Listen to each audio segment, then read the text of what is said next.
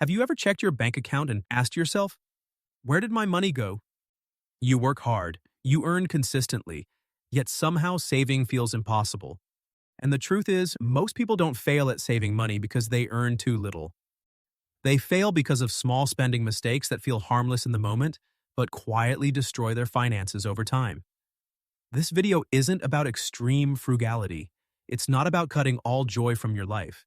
It's about awareness. Because once you see these mistakes clearly, you stop asking why you can't save money, and you start fixing it. Mistake number 1. Impulsive buying because of discounts. Discounts feel logical. 50% off, limited time, last chance. And suddenly, not buying feels like a mistake. That's not coincidence. That's marketing psychology. Discounts are designed to create guilt. The guilt of missing a good price. Your brain isn't asking, do I need this? It's asking, what if I lose this deal? But here's the truth you need to remember. If something costs $100 and it's discounted 50%, you're not saving $50. You're spending $50. Money still leaves your account. The discount doesn't turn a want into a need. It just lowers your resistance. This is how impulse purchases happen. Fast, emotional, justified. Not because the item matters, but because the deal feels sweet. Ask yourself with clarity, do I actually need this? Or am I just afraid to let a good deal pass? Because the most expensive mistake is buying things you never needed, just to avoid the feeling of missing out. Don't let guilt dressed as a bargain decide how you spend your money. Mistake number 2. Ignoring small, repeated expenses. Big purchases get attention. Small ones get ignored, and that's exactly why they're dangerous. Subscriptions you barely use, delivery fees, impulse snacks, convenience spending. Each one feels insignificant. But money doesn't disappear in one big decision. It leaks through repetition. 10 small expenses repeated weekly can outweigh one large purchase monthly. Because you don't feel the pain immediately, you underestimate the damage. The problem isn't the expense itself. It's how often you say yes without noticing. Small leaks sink ships, and small spending habits destroy savings. Mistake number 3. Relying on leftover money to save. Many people say, I'll save whatever is left at the end of the month. And at the end of the month, there's nothing left. Saving as an afterthought rarely works because spending expands to fill available money. Bills come first, lifestyle comes next. Saving gets whatever survives, which is usually nothing. Saving only works when it's intentional. Money you don't separate early will always find a place to disappear.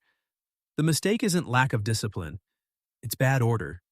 Saving must come before spending, not after. Mistake number 4. Not tracking where your money actually goes.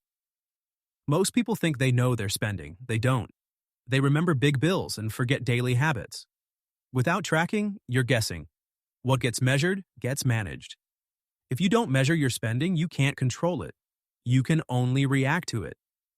Tracking isn't about restriction, it's about awareness. The moment you see patterns clearly, many spending decisions stop automatically. Not because you force discipline, but because clarity changes behavior. Mistake number 5. Social spending pressure.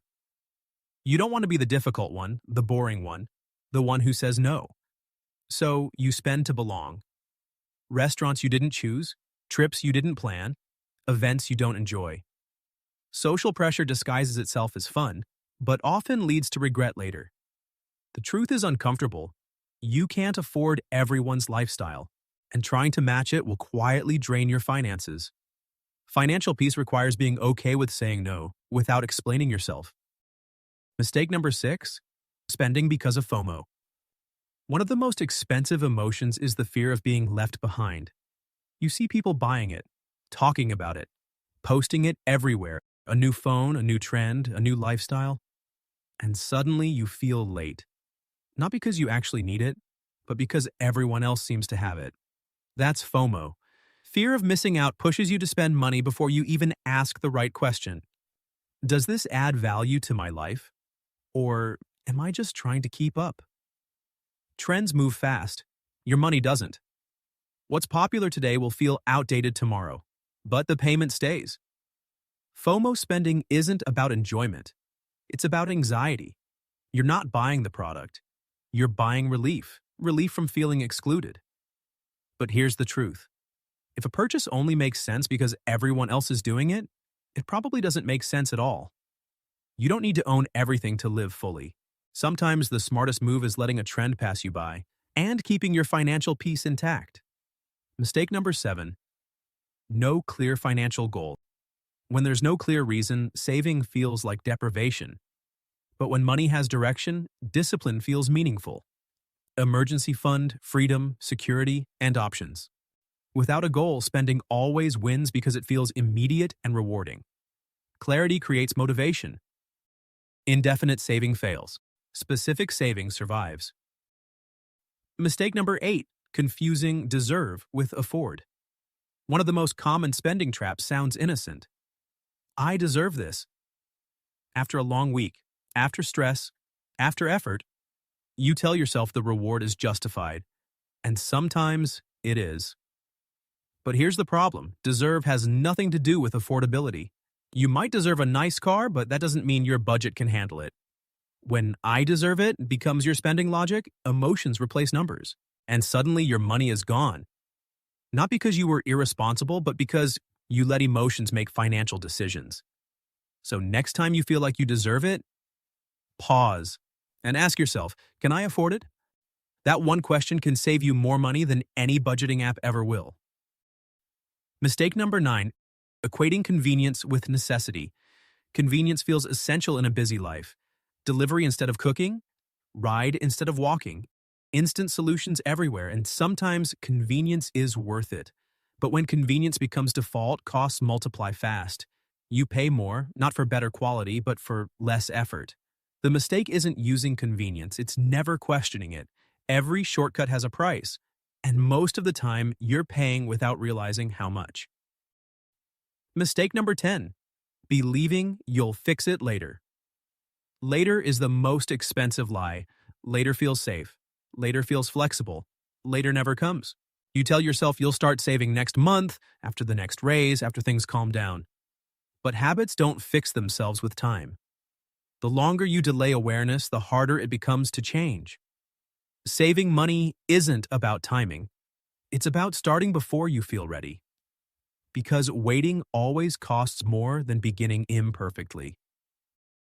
Conclusion. If you recognized yourself in any of these mistakes, that's not failure. That's awareness. You don't need extreme discipline or a perfect system to save money. You need clarity, you need intention, and you need to stop letting money disappear silently. Saving isn't about restriction, it's about direction. And the moment you stop asking, why can't I save money? And start asking, where is my money actually going? Everything begins to change.